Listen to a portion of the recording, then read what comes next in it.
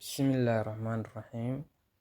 Maanta waxaynu ka hadlaynaa faa'iidooyinka ay leeyihiin biyuhu nolosha aadanaha ay u leeyihiin. Biyaha faa'iidooyin badan bay jirka iyo qofka bini'aadamka u leeyihiin. Faa'iidooyinka ay leeyihiin oo ugu muhiimsan ee qofka bini'aadamka u leeyihiin waliba marka la cabo subaxda hore ama salaad subxiga ama waagu markuu baryo ama hurdada markaa kasoo toostid waxaa ka mid ah cabidda biyaha waqtiga hore ee subaxa waxay leeyihiin faa'iidooyin caafimaad oo dhammaan organiska ama xubnaha jirka ay u leeyihiin. Jirka waxay u baahan yahay biyo si ay u qabsadaan shaqooyinkooda saxda ah. Qaar ka mid ah faa'iidooyinka laga helo cabidda biyaha waqtiga hore ee subaxda waxay nadiifiyaan mindhicirrada. Kadib jirku wuxuu awood u yeelanayaa in si fudud saxarada qashinka iskaga saaro. Jirka ayay ka saaraan sunta. Markaad cabtid biyo subaxda hore, waxaad waqti hore dareemaysaa gaajo, waxaadna awood u yeelanaysaa inaad si fiican u quraacato. Biyaha waxay kordhiyaan dhiigga. Haddii uu dhiiggu kugu yar yahay, cab biyo badan subaxda hore, waxay kor u qaadayaan dhiiggaada. Waxay ka hortagaan madax xanuunka joogtada ah. Xilliga hore ee subaxii, biyaha la cabo waxay daawo u yihiin madax xanuunka. Waxay fududeeyaan in jirku burburiyo cuntada aad cuntay. Markii aad biyo badan cabtid, dheefshiidka ayay qayb ka noqonayaan.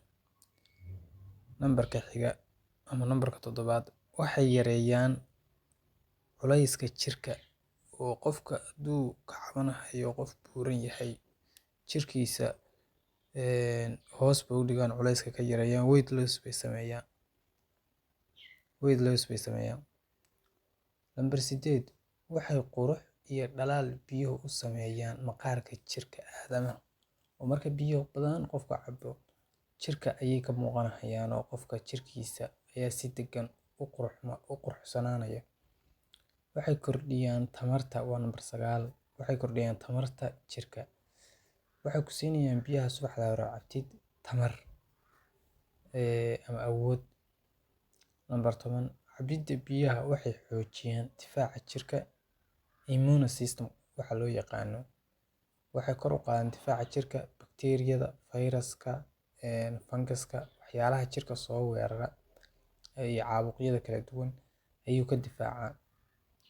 Biyaha ayay muhiim u yihiin jirka, waxayna ka qayb qaadanayaan isku dheelitirka dheecaannada ama fluids jirkeena.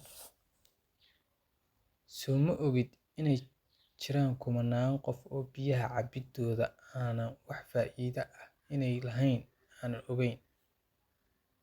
Walaal, haddaad tahay qof laasimay inuu salaada subax tukado, iyana laasim inaad subax walba cabto biyaha.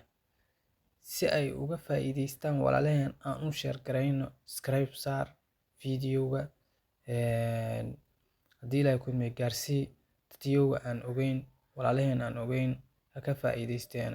Adiga maantay haddii aad ogaatay ama hore aad u ogeyd, waxaa jira dad aan ogeyn walaal. Share tay like saar walaal.